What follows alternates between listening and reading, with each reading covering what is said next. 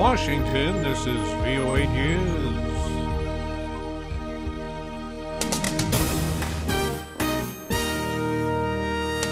Nigeria declared free of Ebola. Turkey helping Iraqi Kurds cross into Syria to aid Kurdish fighters. I'm Ray Kouguell reporting from Washington. The World Health Organization says Nigeria is free from Ebola after 42 days passed with no new reported cases. WHO Representative Rui Gama calls the development a success story. But we must be clear that we only won a battle. The war will only end when West Africa is also declared free of Ebola. Nigeria had 20 cases of Ebola and 8 deaths. Last week, the WHO declared Senegal to be Ebola-free. In the southwestern U.S. city of Dallas, Texas, Monday, the 21-day quarantine was lifted on 43 people who had contact with the state's first Ebola patient. But Dallas Mayor Mike Rawlings says 120 others who had contact with one of the other Ebola patients are still being watched for signs of the virus. Turkey says it is helping Iraqi Kurds cross into Syria to aid Kurdish fighters as they fight the advance of Islamic State militants in the town of Kobani.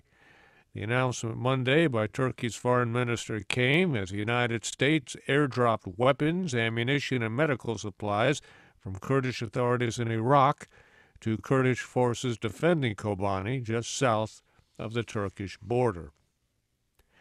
Al-Qaeda militants have killed at least 18 Shiite rebels in a suicide bomb attack and other attacks near Yemen's capital Sana'a. The victims were members of the Houthi movement who had taken over the capital last month.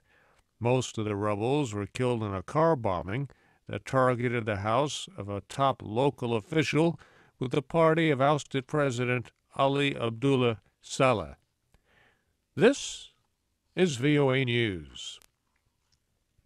Fierce fighting between Islamist militias and pro-government forces in Benghazi, Libya, killed at least 65 people over the past several days. Those clashes have sent thousands of residents fleeing. A Libyan militant pleaded not guilty in a U.S. federal court to charges linked to the September 11, 2012 attacks in Benghazi that killed 4 American citizens, including the U.S. ambassador. Ahmed Abu Khattala entered a not guilty plea Monday. He is charged with 18 counts, including murder of an internationally protected person and killing a person during an attack on a federal facility.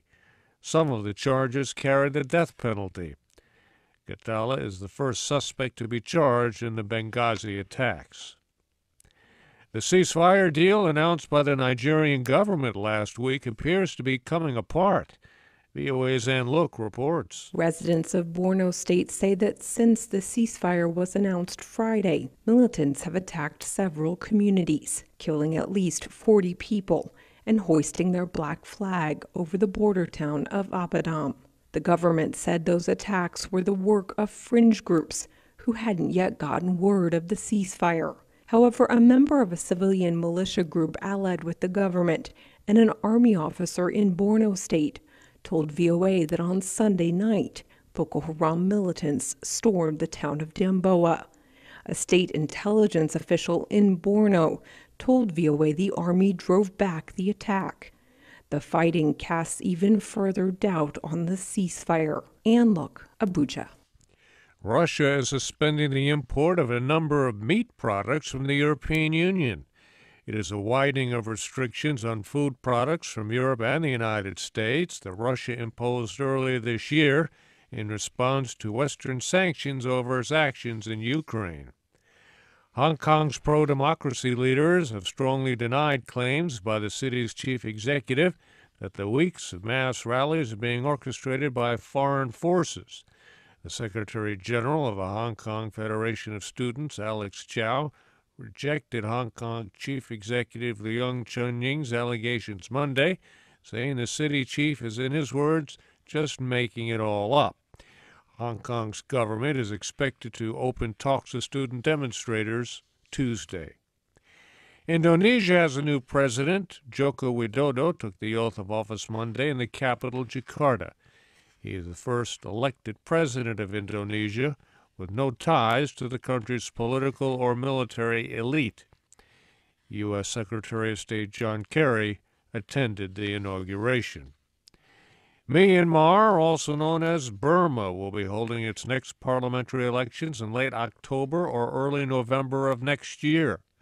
This will be Myanmar's second general election since the country began to emerge from decades of military rule in 2011. The next parliament is expected to choose the country's next president in early 2016. I'm Ray Kouguell in Washington. That's the latest world news from VOA.